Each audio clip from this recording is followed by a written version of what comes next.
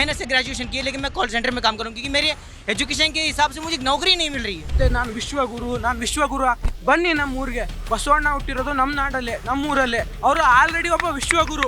There once was a time where I used to feel proud as an Indian. Now Indian is just a tag. There's nothing related to it. The people lack civic sense. The education system does not have proper exams, neither does it have the proper education system. The water undrinkable, the air unbreathable, the food, everything is adulterated. Every single thing is corrupted. My brother is going to write this NEET exam and I don't want him to be facing the similar troubles. BJP का एक ही agenda है कि हर education system में RSS का विचारधारा रहेगा, उनका कोई एजुकेशन में सुधार करने का, क्योंकि आप खुद ही सोचिए IIM 2016 से बनना है संबलपुर, लेकिन एक भी प्लेसमेंट नहीं हो रहा है। मुसलमान हो तो पाकिस्तानी हो, अगर वो हिंदू है तो एंटी नेशनल। भाई हिंदुस्तानी कौन है यहाँ पे? इंडिया में कुछ भी ठीक नहीं चल रहा. We want a revolution now. PM Modi is compromised and every minister in the central is compromised. ಕಾಪ ಬಂದ್ಬಿಟ್ವಿ, ಇವಾಗ ಇವ್ರು ರಿಸೈನ್ ಮಾಡ್ತಾರೆ, ಹೋಯ್ತು. What is the preventive action? ಇವಾಗಿನ ನಮ್ಮ ಜೆನ್ಸ್ ಏನಿದ್ದಾರೆ ಅವರು ನನ್ನ ಮಗನ ಫ್ಯೂಚರ್ನ ಅವರು ಅಂದರೆ ಅವ್ರಿಗೆ ದೀಪ ಹಾಕ್ತಾರೆ ಅಂತ ನಾನು ಅನ್ಕೊಂಡಿದ್ದೀನಿ. The CJP, it is like 4-5 weeks before, I guess, it has given 2 press conference now. Does it not concern anyone that the Narendra Modi, they send their kids to London for a good education, for good healthcare? How we are supposed to stay here and die? Cockroach thing, I brought this anti-mosquito thing. So mosquitoes represent the corrupt politicians that are sucking the blood out of these nations. ಈಗ CJP ಪಾರ್ಟಿಗೆ ನೀವು aunty national ಅಂತ ಇದ್ದೀರಾ, ಆದ್ರೆ ಗೋಧಿ media ಅಥವಾ ನೀವು ಗೋಧಿ ಮೀಡಿಯಾ ಆಗಿ ನೀವು ಈ ತರ CJP ಪಾರ್ಟಿಗೆ ಆಂಟಿ ನ್ಯಾಷನಲ್ ಅಂದ್ರೆ ಇದು ಒಳ್ಳೇದಲ್ಲ. ಇವತ್ತು ನಾವೆಲ್ಲರೂ ಇಲ್ಲಿ ಗ್ಯಾದರ್ ಆಗಿದ್ದು ಅಂದರೆ ಅದಕ್ಕೆ ರೀಸನ್ ನಮ್ಮ ಎಜುಕೇಷನ್ ಮಿನಿಸ್ಟರ್ ಧರ್ಮೇಂದ್ರ ಪ್ರಧಾನ್ ಅವರ ರಿಸರ್ವೇಷನ್ ಮಾತ್ರ ಅಲ್ಲ. ನಾವು ಓನ್ಲಿ ಎಜುಕೇಷನ್ಗೆ ಸಫರ್ ಆಗ್ತಿಲ್ಲ, ನಾವೆಲ್ಲರೂ Indians. They are a lot of things which we are suffering from. If we raise our voice, we are Hindu Muslim. Basically I'm a Muslim, my name is Shaukat Nawaz. अगर हम लोग यहाँ पे कुछ भी कर रहे हैं ना, अगर मैं मुसलमान हूँ, अगर मैं यहाँ पे आके आवाज़ उठा रहा हूँ तो मैं एंटी नेशनल हूँ. अगर मेरा दोस्त अगर कोई हिंदू है वो भी अगर आके आवाज़ उठा रहा है वो भी एंटी नेशनल है. अगर मुसलमान हो तो पाकिस्तानी हो, अगर वो हिंदू है तो एंटी नेशनल. भाई हिंदुस्तानी कौन है यहाँ पे? हम लोग सिर्फ एजुकेशन पे ही नहीं, यहाँ पे बहस करने नहीं आ रहे. जैसे हमारे सोनम वांगचुक जी ने बोला, ये सिर्फ examination is not a problem, whole education system is a problem. I am a graduate and I'm working. I don't feel any comfortable that I'm working in a call center. मैं ग्रेजुएशन हूँ, मैंने से graduation की लेकिन मैं call centre में काम करूँ क्योंकि मेरे एजुकेशन के हिसाब से मुझे नौकरी नहीं मिल रही है. क्या करें हम? इतने हज़ारों लाखों यहाँ पे ग्रेजुएट्स आते हैं बेंगलोर में, हैदराबाद में, लेकिन उनको नौकरी नहीं मिलती है. अगर हम जाके नौकरी पूछते हैं हम एंटी नेशनल है, अगर मुस्लिम कोई आवाज़ उठाता है तो वो पाकिस्तानी है. ऐसा नहीं चलेगा. हम लोग सिर्फ यहाँ पे एक और चीज़, जैसे हमारे एक दोस्त ने भी बोला कि इंडिया में कुछ भी ठीक नहीं चल रहा. We want a revolution now. हम लोग यहाँ पे एकदम बस खा चुके हैं यार. अगर दूसरे कई ईरान से हम लोग तेल हमें सस्ता मिल रहा था, लेकिन हम सिर्फ और सिर्फ हम क्या बोल रहे हैं USA से और दूसरे कंट्री से क्यों खरीद कर रहे हैं? क्योंकि इसके कुछ पर्सनल कॉम्प्रोमाइजेस है. I want to say that PM Modi is compromised. PM Modi is compromised and every minister in the central is compromised. अगर इतना एक्सट्रीम फाइल्स में उनका नाम नहीं है और कुछ नहीं है तो भाई बोलो ना. अगर कल 1-2 दिन पहले इसने बोला कि we don't give a shit for Indians. क्यों बोला? अगर इतनी हिम्मत है, अगर 2 आंख वाले जिसके लेजर घूमती है जयशंकर, अगर उसमें इतने दम है तो बोलो ना भाई. तो बोलो ना कि हम तुम कौन होते हो हमें ये परमिशन देने वाले कि हम रशिया से तेल खरीदे? हम क्यों ना खरीदे ईरान से, जब तेल जाओ हम सस्ता मिल रहा है. हम 1-2-3 महीने पहले हम लोग ये बोल रहे थे कि we are third largest economy. But what about the income criteria, per capita income क्या है उसका? यहाँ पे लोग कितना, अगर मैं यहाँ पे मेरी सैलरी ना 25,000 रुपये, सब कुछ मिला के मैं अगर घर में कुछ भी नहीं दे पाता हूँ. Every citizen of India please come out.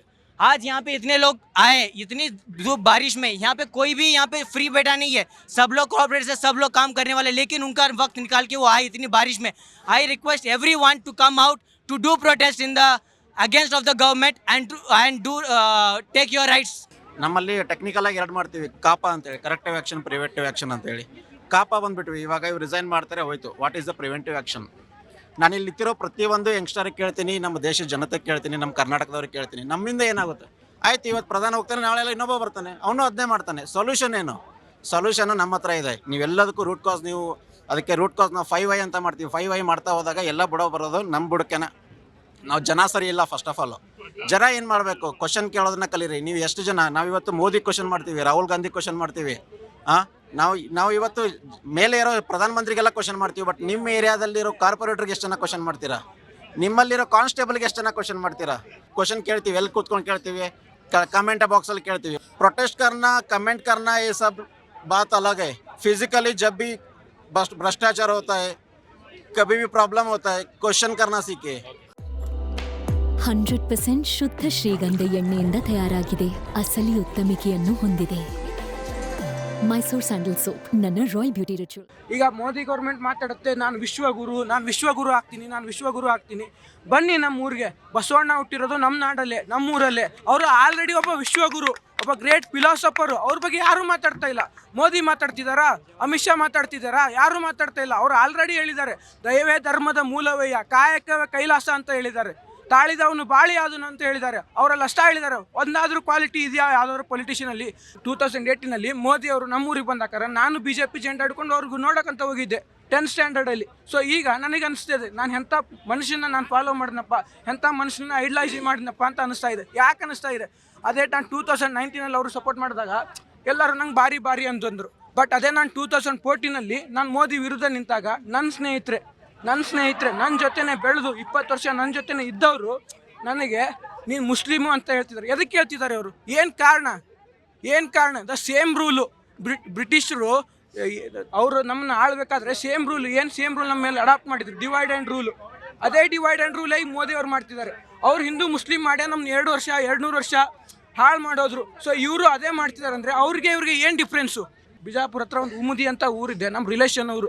ಒಂದಾನೊಂದು ಕಾಲದಲ್ಲಿ ಅಲ್ಲಿ ದಾಳಿಂಬ್ರೆ, ದ್ರಾಕ್ಷಿ ಅದೆಲ್ಲ ಬೆಳೀತಾ ಇದ್ರು. ಈಗ ಹೋಗಿ ನೋಡಿದ್ರೆ ಅಲ್ಲಿ ನೀರೇ ಇಲ್ಲ, ಪೂರ್ತಿ ಒಣ. ಒಂದು ಹುಲ್ಲೂ ಬೆಳೀತಾ ಇಲ್ಲ ಅಲ್ಲಿ. ಏನು ಮಾಡಬೇಕು ಅವರೆಲ್ಲ? ಸಿಟಿಗೆ ಬಂದಿದ್ದಾರೆ. ಸಿಟಿ ಬಂದುಬಿಟ್ಟು ಕನ್ಸ್ಟ್ರಕ್ಷನ್ ವರ್ಕು ಅಲ್ಲಿ ಇಲ್ಲಿ ವರ್ಕ್ ಮಾಡಬೇಕು, ಜೊಮ್ಯಾಟೋದಲ್ಲಿ. ಎದಕ್ಕೆ ಬೇಕು? ಕರಪ್ಷನ್ ಅನ್ನೋದು ಪ್ರಾಬ್ಲಮ್ ಅಲ್ಲ. ಆ ಕರಪ್ಷನ್ ಅಕೌಂಟಬಿಲಿಟಿನೇ ಇಲ್ಲ. ಯಾರು ಎಷ್ಟು ಖರ್ಚು ಮಾಡಿದ್ರು, ಏನು ಖರ್ಚು ಮಾಡಿದ್ರು. ಈಗ ಎಲ್ಲ ಕಡೆನೂ ರೋಡ್ ಮಾಡ್ತಾರೆ ಸರ್, ಎಲ್ಲ ಕಡೆನೂ ರೋಡ್ ಮಾಡ್ತಾರೆ. ಒಂದಿನ ಹೇಳ್ತಾರೆ ಈ ರೋಡಿಗೆ 900 ಕೋಟಿ ಖರ್ಚಾಯಿತು, ಇನ್ನೂ ಒಂದು ದಿನ ಹೇಳ್ತಾರೆ ಇಲ್ಲ ಸರ್ 900 ಕೋಟಿಲಲ್ಲಿ ಆಗಲ್ಲ, ಇದಕ್ಕೆ ಇನ್ನೂ ಸ್ವಲ್ಪ 1000 ಕೋಟಿ ಹಾಕಬೇಕು. ಇಲ್ಲ ಈಜಿಪುರ ಫ್ಲೈಓವರಲ್ಲಿದೆ ಸರ್. ನಾನು ಡೈಲಿ ಯೂಟ್ಯೂಬಲ್ಲಿ ರೀಲ್ಸ್, ಇನ್ಸ್ಟಾಗ್ರಾಮಲ್ಲಿ ರೀಲ್ಸ್ ನೋಡೋಕೆ ದಿನ ಒಂದು ರೀಲ್ಸ್ ಬರುತ್ತೆ ಈಜಿಪುರ ಫ್ಲೈಓವರ್ದು. 10 ವರ್ಷ ಆಯಿತು, ಕಟ್ತಿದ್ದಾರೆ. ಎದಕ್ಕೆ ಮುಗಿತಾ ಇಲ್ಲ? ಕರಪ್ಷನ್ ಆಗ್ತಿದೆ, ಎದಕ್ಕೆ ಮುಗಿತಾ ಇಲ್ಲ? In 2015, I wrote my first medical exam, and that was AIPMT. And right when the government was formed, and even before the NEET was rebranded to NEET, right? I gave my first exam, and that very first exam was leaked. The paper was leaked. I spent months into preparing. I spent, amount of travel. I traveled for 500 kilometers, and only to realize that the paper was leaked, and my efforts were in vain. And I didn't have the amount of courage and time to rewrite the exam. Right? I just skipped the whole process, and fast forward, I changed my trajectory in career. And and this is not just about me, it's happening over and over here, throughout the process. And now in 2 years my brother is going to write this NEET exam, and I don't want him to be facing the similar troubles. And now that our students, our citizens have died, and there's not even an ounce of sorry, not even an ounce of regret or even anything. Like Khan sir, for example, he's now Faisal Khan. Like his Muslim religion is being brought up, his name, just about that, right? And it's now the CJP movement is a rise of hope, like a new movement that we can take this direction to. And I just got this Kala hit. Now when CJP's protest was in Jantar Mantar, someone brought this Lal hit, like an anti-cockroach thing. I brought this anti-mosquito thing. So mosquitoes represent the corrupt politicians that are sucking the blood out of these nations. So this is against them, and this movement is about that. Thank you. I am not a Gen Z, ನಾನು ಮಿಲೆನಿಯಲ್. ಆದರೆ ನಾನು ಇವತ್ತಿಲ್ಲಿಗೆ ಬಂದಿದ್ದೀನಿ. ಇದಕ್ಕೆ ಸ್ವಲ್ಪ background ಹೇಳಬೇಕಂತಂದರೆ, ನಾನು 2014ನಲ್ಲಿ ನಾನು ಬೇರೆ ದೇಶದಲ್ಲಿ ಕೆಲಸ ಮಾಡ್ತಾ ಇದ್ದೆ. ಆವಾಗ ನಮ್ಮದೊಂದು ಕನ್ನಡ ಸಂಘದ ಗ್ರೂಪ್ ಇತ್ತು. ಆ ಗ್ರೂಪಲ್ಲಿ ಇವರ ಬೇರೆ ಬೇರೆ ರೂಲ್ಸ್ಗಳನ್ನು ಕೇಳಿ, ನೋಟುಬಂದಿ ಎಲ್ಲ ಆದಾಗ ಅದನ್ನು ಕೇಳಿ ಯಾರೋ ಒಬ್ಬರು ಒಂದು ಕಮೆಂಟ್ ಮಾಡಿದ್ರು, what a stupid prime minister he is Modi ಅಂತ. ಆವಾಗ ನಾನು ಹೇಳಿದೆ ಅವರಿಗೆ, ಸರ್ ನೀವು ಯಾರ ಬಗ್ಗೆ ಮಾತಾಡ್ತಾ ಇದ್ದೀರಾ? He is the prime minister of our country. ನೀವು ನಮ್ಮ ಚೇರಿಗೆ ನೀವು ಅವಮಾನ ಮಾಡ್ತಾ ಇದ್ದೀರಾ. Please don't talk like this ಅಂತ. If you have any problem, ನಿಮ್ಮಲ್ಲಿ ಏನೇ ಪ್ರಾಬ್ಲಮ್ ಇದ್ರೂ ಬನ್ನಿ, ನಾವು ಒಂದು ಸ್ಟ್ರಕ್ಚರಲ್ ಆಗಿ ನಾವೇನೋ ಕೂತ್ಕೊಂಡು ಮಾತಾಡಿ ಹೋಗಿ ಪ್ರೊಟೆಸ್ಟ್ ಮಾಡೋಣ ಬನ್ನಿ ಅಂತ ನಾನು ಹೇಳಿದ್ದೆ ಅವತ್ತು ನಾನು ಮೋದಿ ಭಕ್ತಿ ಆಗಿರಲಿಲ್ಲ, ನಾನು ದೇಶಭಕ್ತಿ ಆಗಿದ್ದೆ. ಇವತ್ತು ನಾನು ಇಲ್ಲಿಗೆ ಬಂದಿದ್ದೀನಿ ಯಾಕಂದರೆ ನಾನು ಕಾಂಗ್ರೆಸ್ ಗುಲಾಮಿ ಅಲ್ಲ, ನಾನು ದೇಶಭಕ್ತನೇ. ಇವತ್ತು ನನ್ನ ಮಗ 2.5 years ಓಲ್ಡ್ ಇದ್ದಾನೆ. ಅವ್ನ ಫ್ಯೂಚರ್ ಏನು ಅಂತ ನನಗೆ ಗೊತ್ತಿಲ್ಲ. ಐ ಬಿಲೀವ್ ಇವಾಗಿನ ನಮ್ಮ ಜೆನ್ಸಿ ಏನಿದ್ದಾರೆ ಅವರು ನನ್ನ ಮಗನ ಫ್ಯೂಚರ್ನ ಅವರು ಅಂದರೆ ಅವ್ರಿಗೆ ದೀಪ ಹಾಕ್ತಾರೆ ಅಂತ ನಾನು ಅನ್ಕೊಂಡಿದ್ದೀನಿ. There once was a time where I used to feel proud as an Indian. Now Indian is just a tag. There's nothing related to it. The people lack civic sense. The education system does not have proper exams, neither does it have the proper education system. The water, undrinkable. The air, unbreathable. The food, everything is adulterated. Every single thing is corrupted. There's not a single thing that is been like, okay, it's fine, this is fine. No, everything is corrupted. Everything is just for, so what am I supposed to be proud of? This is not the India I am aiming for. I am aiming for an India which gives me enough chance to speak up to the Prime Minister himself, to ask him, to question his forms. He hasn't given a single press conference till now. The CJP, it is like 4 or 5 weeks before, I guess, it has given 2 press conference now. Does it not concern anyone that the Narendra Modi or the BJP spokesperson have not conducted even a single press conference?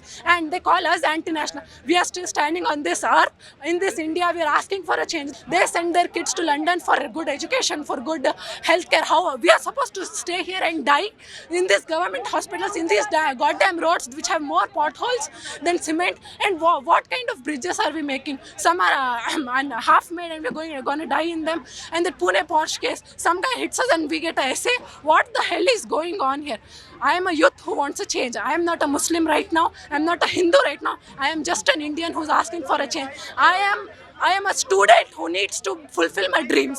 I come from a family where my family members are in active politics for like past decades, especially in BJP and JDU.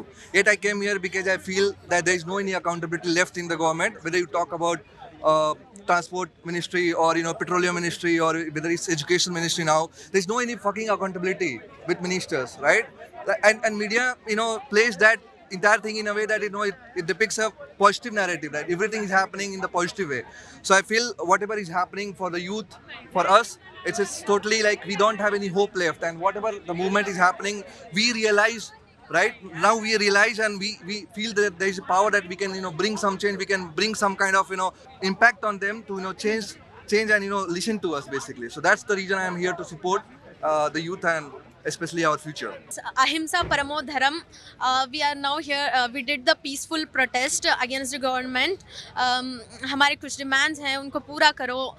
पता नहीं सरकार पे क्या impact पड़ेगा, लेकिन लोगों को aware होना पड़ेगा. घर से निकलो, सरकार से सवाल करो क्या हो रहा है, क्या नहीं हो रहा है.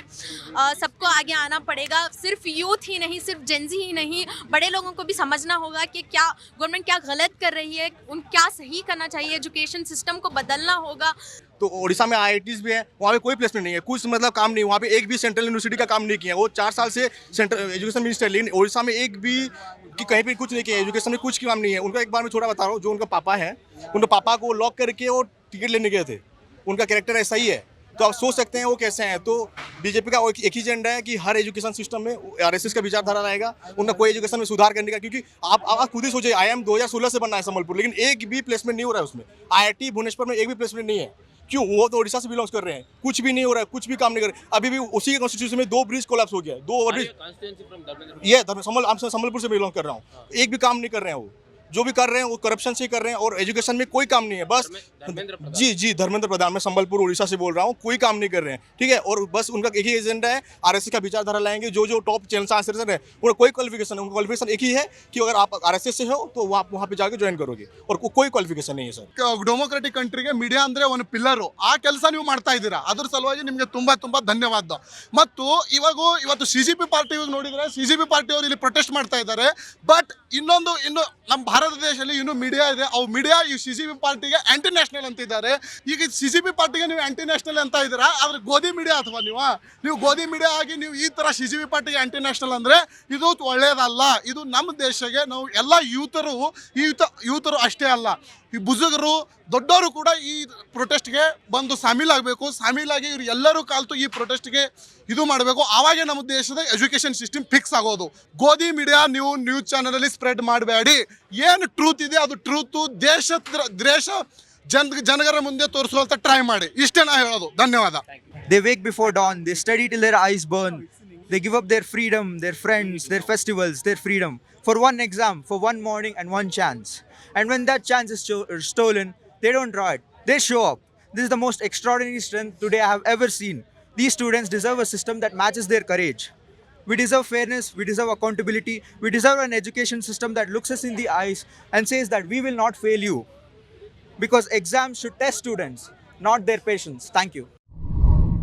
ಮತ್ತಷ್ಟು ವಿಶೇಷ ವಿಡಿಯೋಗಳನ್ನು ನೋಡಲು ಮತ್ತು ಹೊಸ ವಿಡಿಯೋಗಳ ಬಗ್ಗೆ ತಿಳಿಯಲು ಈ ದಿನ .com ಯೂಟ್ಯೂಬ್ ಚಾನೆಲ್ ಸಬ್ಸ್ಕ್ರೈಬ್ ಮಾಡಿ ಮತ್ತು ಬೆಲ್ ಐಕಾನ್ ಕ್ಲಿಕ್ ಮಾಡಿ.